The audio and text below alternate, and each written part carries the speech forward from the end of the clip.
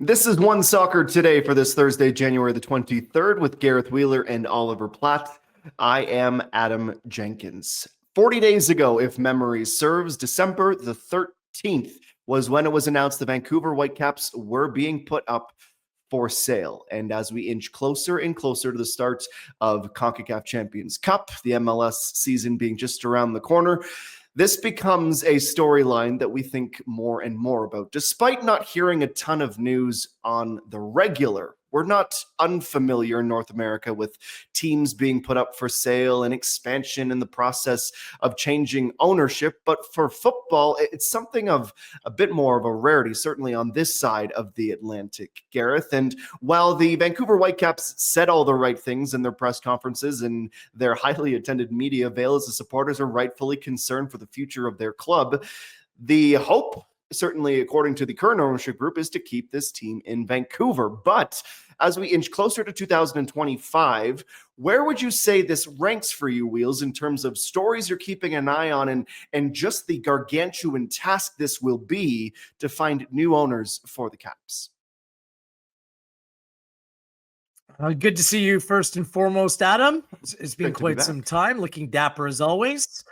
Not to be overly dramatic here, this might be the biggest story in Canadian soccer here in 2025. It was a Christmas gift delivered that nobody wanted. And unfortunately now, the Whitecaps, their fans and soccer in this country need to stare this issue straight in the face. First off, what raised alarm bells is Kerfoot, Millette, Nash, and the equity partners. I mean, these are really good business people. And to put the club up for sale ahead of hosting a World Cup in 2026, the timing just didn't seem right for me. They clearly are dealing with their fair share of challenges in Vancouver, as are the three Canadian MLS teams, as it's more and more difficult to play in an American-run league where your biggest expenditure each and every year is salary, which is paid in American dollars and all the costs associated with that, playing in Major League Soccer. We saw the issue of not having your own stadium. This is something that hasn't been resolved since 2008. Playing away from home in a playoff game shows you the difficulties that the Whitecaps face. And when you're putting it up for sale and you're utilizing Goldman Sachs to kind of manufacture a market and to see who may be willing to buy, like, what exactly are those assets? They don't have their own stadium. They don't control their own stadium. It's really the brand. It's really that membership within Major League Soccer. So is there a group or a group of individuals that are willing to understand the reality and the challenges that face any Canadian MLS side, especially in Vancouver right now, what that would mean keeping the club in Vancouver? Or does the best sale at the best price for a group of businessmen come from an American market? Don Garber has not been shy about speaking regularly about markets' interest in expansion. Las Vegas, Phoenix, Detroit, Sacramento, maybe to a lesser extent. I think those are markets that don't have a team that immediately pop into mind that would really fit the bill in terms of the growth proposition that MLS really wants to take advantage of and face right now. Look, Vancouver, just a smaller market, a Canadian market, a different market. I have no doubt that individuals like Kerfoot and others will continue to contribute to the soccer infrastructure within British Columbia and Canada. It's a great soccer market. It's a great place to be. Kerfoot's the sole owner of the new women's team in Vancouver as well. And I believe that will continue going forward. But the Whitecaps brand right now, Adam, for me, there's some serious questions that need to ask. And I worry about the future of that club within Major League Soccer and staying in the city of Vancouver the way that things currently are. And Ollie, these are the three-time defending Canadian champions who will be the first of the three MLS sides to kick a ball in 2025. There's a lot going well, or there has been a lot going well on the pitch lately, but these stories, they always bring with them some undesirable side effects, namely distractions. Do you think it's going to be maybe a bigger distraction than perhaps we envision going into the new year for the club on the pitch as well? I think it's going to be a fight on and off the pitch. The concern for me with this situation is, like, Wheels just gave the list of potential new markets that MLS could go into, that some of which they've already publicly expressed interest of going into. There's too many Like they can't expand to that many places, right? And keep a league of, reasonable size. There's many people that would say MLS has already gotten too big. They're going to be 30 teams this year with the addition of San Diego. Realistically, you cannot imagine them going beyond 32 like the NFL without going to a second division. And that doesn't seem to be something that there's a lot of talk about right now. I don't know that they'd really see that as an attractive option, as opposed to running themselves like the NFL, like the NBA, and having that finite number of teams. So when you reach that point, whether it's 30 or if it's 32, I think the process becomes less about expansion and more about refining your league, right? What are the absolute best 30 or 32 markets that we can be in for the success of our product? And does Vancouver, feature on that list? As I think could be the case, you could be asking the question about a few other markets in MLS right now. So that for me is the worry. And that's why I think it is going to be, like I said, I'd use the word fight to keep the team in Vancouver. In terms of like the immediate distraction, I think they're going to be okay this year. They've got their team pretty much. I don't see them doing a great deal in terms of changing this roster. The big change I think they'll be hoping is going to come from the new head coach, and that will be where the impetus comes from. Long term, it's obviously going to be a problem. Signing players to new contracts, getting players to commit to who would be wondering if Vancouver is going to be the place that they're going to be based in the long term, or if they can rely on that, or if they're going to be moved elsewhere. If it becomes a distraction in terms of the media stories around this that starts to sap at morale, all of those different things are going to come into play if the process drags on over time here. Well, we need to figure out who may be in the running to buy the club. Look, whoever buys it, Adam, you're not getting a discount like the Canadian clubs did when they joined MLS 15, 20 years ago. Like, what was it? $15 million Toronto FC entered the league in. Vancouver, a little bit more than that. Like, the latest expansion fee was upwards of $500 million. So anyone that comes in and wants to keep it in Vancouver need to understand the realities that it's going to cost a lot of money, and it costs a lot of money to run these clubs. Like, as far as I know, these Canadian clubs aren't making money. Obviously the value of the clubs has increased. So who is that Canadian or other individual that wants to keep the club here and not control their own stadium? And if an American ownership group or equity group comes in to buy it, what's on the table in terms of Vancouver, the local government, and their fans? What are they able to do? Remember, the Columbus Crew situation. The Crew survived and resisted a move to Austin at that time, but they got a new stadium from it and significant investment in the club to ensure that it stayed in Columbus, Ohio for the long term. Is there that will within the city of Vancouver to put up that kind of fight to ensure that the club can stay with the new state, whatever it's going to take? There are powerful people in the soccer world who reside and come from the Vancouver area. We also need to remember that there are two Canadian Premier League clubs in British Columbia, one on Vancouver Island and one in Vancouver as well. So it's not as if the foundation of soccer within the province would be forever cracked. There are alternative options and an emerging domestic league as well. Look, that is many, many, many, many steps down the road, but these are things that really need to keep in mind as we kind of look forward what soccer is going to look like in this country, not only the next year or two, but over the next decade. Where are things going? And to me, the Vancouver Whitecaps in the future are simply just a massive part of that puzzle. Yeah, an intriguing story with lots of unanswered questions at this moment that we will continue to monitor here at One Soccer. It's about a month until we actually see the Whitecaps begin their Champions Cup tournament in 2025. Of course, the qualification, once again, by virtue of winning the Canadian Championship. They won't begin, though, until the second phase of matches in round one. They will be on the road to play Costa Rican side Deportivo Saprissa. That is Thursday, February the 20th. That is when we will see the 2025 Whitecaps under Jesper Sorensen. We know there's been some change, not just the coach of the squad, but also in terms of players. Fafa Pico moving on, Levante Johnston as well, just at the tip of the iceberg of a fairly significant list of turnover, Gareth. So as we approach matches finally in 2025, and you think about what they've done off the pitch so far, where are the glaring holes, if there are any, or maybe more pertinent pertinently, that's the word I'm trying to go for, despite that little hiccup, is what do they still need to address?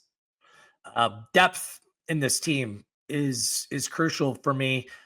You mentioned Pico goes, Levante Johnson, Alessandro Schaff, and Ryan Raposo. These are all useful players for the team in various competitions and playing multiple competitions again this season.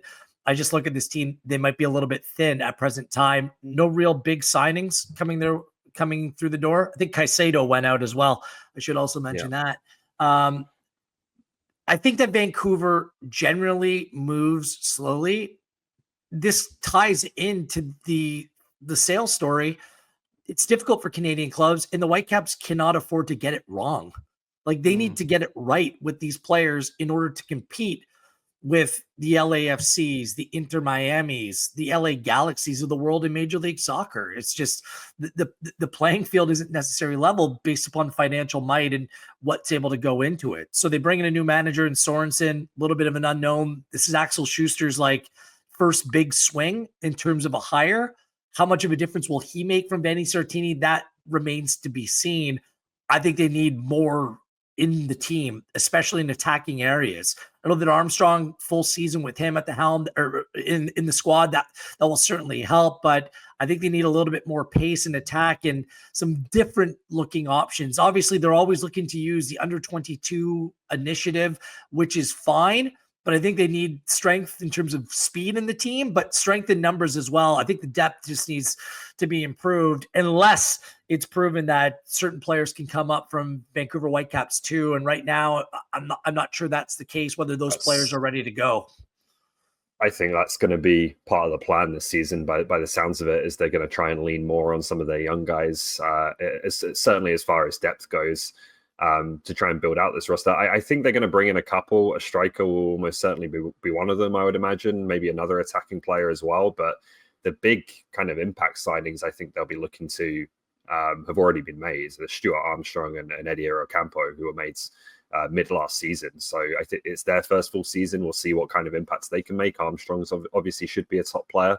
But I think it's mostly going to be depth and promotion of young players, as well as obviously the new coach they rely on. I mean, there were players that stepped up. I thought Berhalter was a lot better last season. I think he took a real big step, but I think you want to see another step, at least from a club perspective, from Ali Ahmed this season, as long as he stays with the club. And the health of Sam Anakubi is huge. Like, he just wasn't fit, never really got into rhythm last season. So there are internally players that can help bridge that gap. But if you're going to compete with the best teams in Major League Soccer, I just think that they need more. They're obviously proceeding with caution, which I fully understand. But at the same time, Adam, the clock is ticking. The Champions Cup is right around the corner. And that's a competition based upon how they fared in recent seasons. I'd love to see them have a go in it this time, really push to do something this time around. And hopefully be playing those games at home as well, unless there's a home and garden show that's booked in the not so distant future, or a motocross. I digress. We're excited to see the Whitecaps. There's no doubt about it. And we'll stick with the theme of roster construction and switch from the Pacific Coast to the Atlantic Coast. And while I'm still easing my way back into the OST hosting chair, I do know that the squad of our own has been slowly working its way through the Canadian Premier League clubs. And today we want to talk about the Halifax Wanderers, who will be entering year 3 under Patrice Geyser. There have been some at least relatively seismic announcements this week. Dan Nimick moving from Halifax to Ford. Lorenzo Caligari re-upping with the Halifax Wanderers. At the time of taping this episode, the Halifax Wanderers roster currently sits at 19, and that includes the additions of the likes of Ryan Yesley, Thomas Meyer-Jaguer, and Isaiah Johnston. It's been busy. There's no doubt Oliver Platt in terms of the roster movement. That's always the case in the Canadian Premier League offseason. Lots within the league, some new faces always coming in. But how would you evaluate what has been done so far, and of the moves that have been brought in, perhaps what excites you the most here? I think it's promising so far. The big thing for me, and we talked about this in kind of our season in review, is they're basically rebuilding their entire defense, and a defense that just wasn't good enough in 2024. So obviously Nassim Mekadesh is coming back from signing middle of last season. Wes Timoteo is still there. Jefferson Alphonse, Kareem So, a couple of young players still on the roster. But in terms of that starting group, like you could imagine with Yesley in goal, Meir Giguère in, Mekadesh in, potentially new fullbacks, it could be an entirely different group than the one that started last season, at least. So that to me is where the big change is going to come in, and a lot will rest on that. Caligari coming back is a nice surprise. Wasn't sure that was going to happen. That gives them a pretty good looking midfield group. Probably still the potential to have one or two more difference makers in attack, but I think that part of the team, obviously at the outset of the offseason, needed less work than the rear guard. So they've made some good additions. Still, I think a little bit more to do, but I think a lot is going to depend on how that new defensive group performs, and there's some promising names in there. Will's feeling positive or negative about this? How should the supporters feel? I said it, I'm not going to, put this in reverse here. I think the Halifax Wanderers have a core group of players that can go on and compete for a North Star Cup. I really do. They need more, and I want to see what it looks like once this puzzle has been completed. Center backs, Meir Giguère, Mekadesh. I mean, they're both solid. They're both reliable. Meir Giguère plays games. Like reliability and having players available who you just know what you're going to get, whether it's a 7.5 out of 10 every game. You take that time after time, and he's the type of player that they're missing. Beyond that, they brought in a goalkeeper, Ryan Yesley, who may be the best goalkeeper that Halifax Wanderers have ever had. For me, guys, like the goalkeeping position has been problematic for Halifax Wanderers just about since day number one. They never had a goalkeeper that can kind of stand with the best of the best within the Canadian Premier League. It's time for Yesley to step up. I didn't like the move to Ottawa last year because playing time was not going to be assured. He's a big, towering goalkeeper, wonderful profile, but he needs to play. So I think that a lot of the success and or failures of the Halifax Wanderers will lead to him and how well that he can do. I think goalkeeping last year was a liability for this club. Zachary Fernandez going and some of the players in wide areas. Does that mean that Patrice Geyser changes the way they play? I got to see what that looks like. Their midfield looks stacked, both from a defensive perspective as well as an attacking perspective. Sean Rea from day number one, Vitor Diaz. I thought Probo came into his own with players like with Rampy, Caligari coming back, Isaiah Johnston joining up. Like that looks to be rock solid for me. Then Thiago Coimbra needs to take that next step as well. I think he's capable of it, but I think they need another number 9. So if I'm going to look to further additions, it's in those fullback areas as well as another attacker. They need some reliable goals. And if any of these players have a history of winning away from home, that's the biggest thing. Like one win last season away, it was ridiculous. So they need players who can travel, and reliability is part of that, Adam. But I like the nucleus that this team has. I think they're ready to take a step forward this season. They could, the number 9 position remains. Yeah, go ahead. Sorry, Adam. Just they could really use a left back. Like again, you talk about goalkeeper throughout their club history. Like left back has always been an issue for them. It's always been like Restrepo went over, Jake Ruby went over, Timoteo is a converted left back. In some ways, they never had like a really reliable, proven player at that position. I certainly agree. Left back remains one where that needs to be addressed. And if Thiago Coimbra can play 20 matches, I think they'll be very happy considering his lack of availability at times last year, but they just need some help. And number 9, of course, is always the position across the CPL, across football, where you can never have enough of it. But the contract for Thiago Coimbra was a big one, and it's going to be a pressure-packed season to live up to those expectations. But a player that I want to discuss next, Ollie, is a player that the CPL supporters from years gone by and who have been here from the beginning and even the more recent fans, will have some memories of Isaiah Johnston, who is back north of the border. But a refresher, if you will, Ollie, for those who might just need their memory jogged a little bit. I will add that Mitch Tierney has a really good piece on the return for Isaiah Johnston, and a nice little quip about the last time he played a match with Patrice Geyser on the touchline was a League One championship match where Isaiah's Woodbridge Strikers lost that game. I think they would happily put that behind them if they could lift a CPL Shield or North Star Cup together this year. I really like this player, and I'm really pleased to see him back in the CPL. He's still pretty young. He only just turned 23 in December. I like him because he's not a typical central midfielder. He does a lot of things that I think are difficult to find in that position. He has elements of kind of what you expect from that kind of player. Good engine, technically sound as you're seeing here. Gets about the pitch very well. But he's also just got like a creativity and an unpredictability to him where he can beat players one-on-one. He's very good in tight spaces. And I think in the modern game, when you're looking for players, particularly to take the ball in their own half, be able to kind of resist pressure and get out, but then also to be able to impact the game, as we saw in some of those clips in the final thirds, he's got a bit of X factor about him that allows him to do that. So, as with a lot of young players, consistency, can he get in a real rhythm with this team? Caligari coming back along with Rampersad means there's going to be real competition in those spots. But I think he is a high upside player and someone absolutely worth taking a gamble on. And could be a little bit of an X factor, like I said, in that team this season. Yep. They certainly need players that, again, provide that little bit of an X factor. And I think that they lack that at times. Also, a true professional as well. Same with TMG. There was some petulance around that team last year, just the way that they would behave, the way that they would react to officiating decisions that went against them or adversity.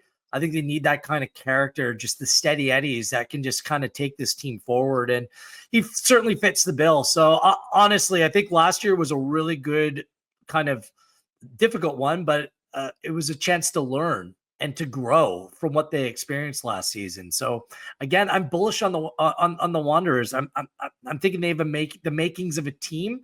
I like the way that Patrice Geyser plays, a makings of a team that can make some noise and cause some real damage this season. He's come a long way since he first began his CPL journey as a 16-year-old kid with our good pal Jimmy Brennan back in New York, 9 days preseason training in the Dominican Republic. He had to get permission slips from school to leave, to go train, to go play. And now he's a day in, day out professional footballer, 23 years of age, and looking for a good second stint in the Canadian Premier League. Moving on to a story that I personally have enjoyed following for some time. I've mentioned it on this very program before, but we're going to talk Greenland because it's topical right now. And yes, the commander-in-chief south of the border has his intentions on the future of Greenland, but let's talk about football. And that's because for a nation that has been blocked from international football, Greenland is applying to join CONCACAF. They applied all the way back in May of last season because at the moment they are not FIFA recognized. There is nowhere for this tiny Arctic nation to play. They have a FIFA level 2 star field, which would make them eligible for UEFA competition, but UEFA is just not interested in this nation. Although you have done a lot of traveling for One Soccer, you're often on the sideline covering big matches for us, but how would you feel about a 10.5-hour journey with a couple of layovers to go to Nuuk to do a Canada-Greenland match? I'd be all in favor of it. I think this could be a great thing for CONCACAF just in terms of the novelty of it.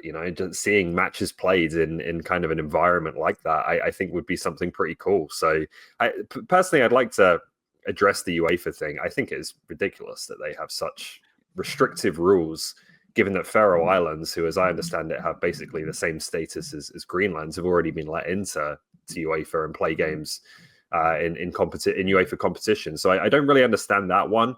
I kind of do think Greenland joining UEFA would be the more natural fit. You get the glamour tie against Denmark, but potentially, could be a good one. But if they want to join CONCACAF, I'm all for it, and I'd be all up for the trip to Nuuk.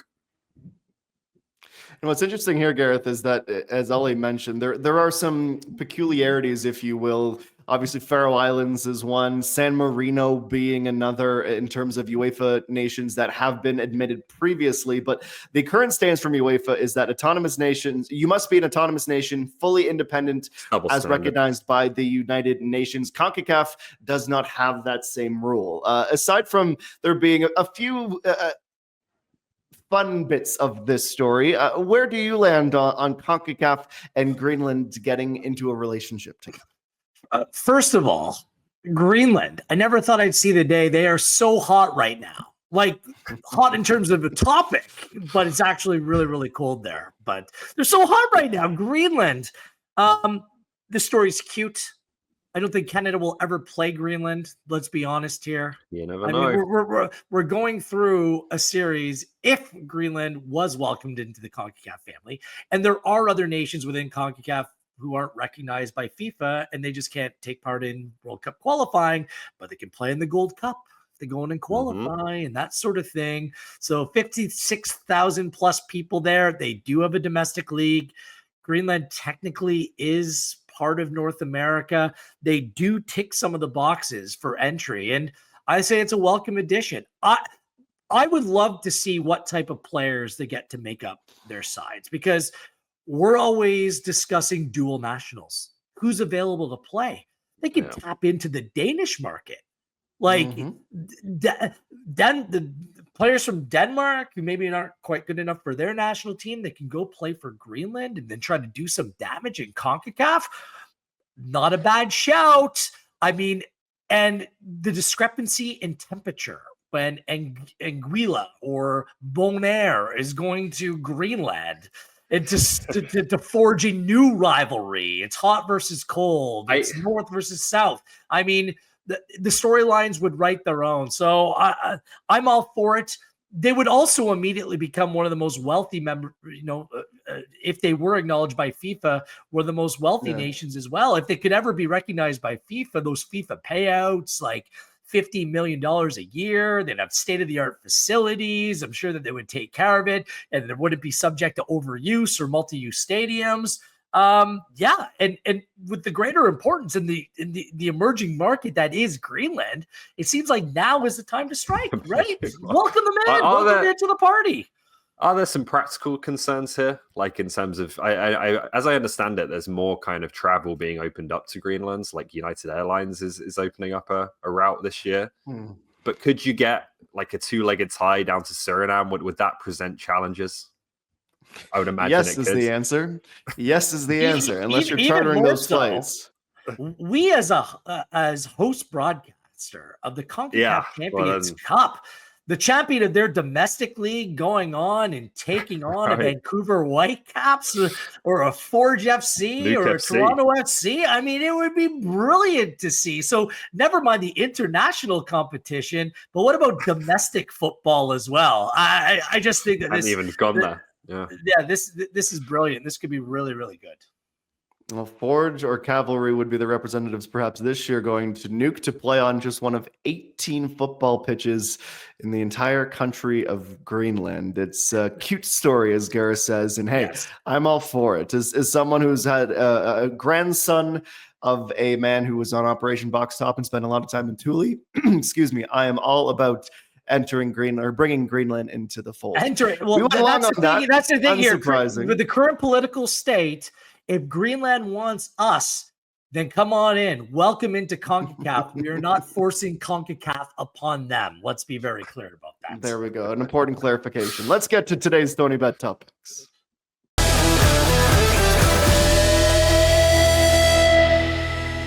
Presented by Tony Bet, the top picks for today's program. We'll start with English football to the Premier League. It's Saturday, Man City and Chelsea. City at plus 100, Ollie. Chelsea, the Dogs at plus 240. Chelsea seem overpriced here to me. I'm taking Chelsea just given we talk about a few teams in the Premier League right now that you expect better from.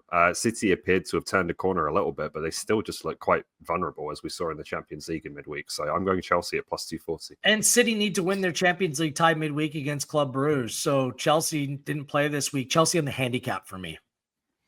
Wales, Man U, plus 204. Fulham favored at plus 134. Crazy. Fulham have scored or haven't kept a clean sheet against Manchester United in 20, but there's no chance you can back United at Craven Cottage this week. No chance. I like Fulham on the handicap. It's at a quarter of a goal, but it's paying out above, market. So roll with Fulham to come away with something from this one. Ollie, Jonathan David, and Lille. The boys are against Strasbourg, and they're favored plus 154 to plus 179. Lille to win, Jonathan David to score, put them together in a nice little parlay for yourself. If Jonathan David scored in every game that I bet he would score in, he would have 50 goals already this season, but that's not going to stop me here. A tasty Platt parlay. We got to get out of here. Thanks for joining us today on One Soccer Today.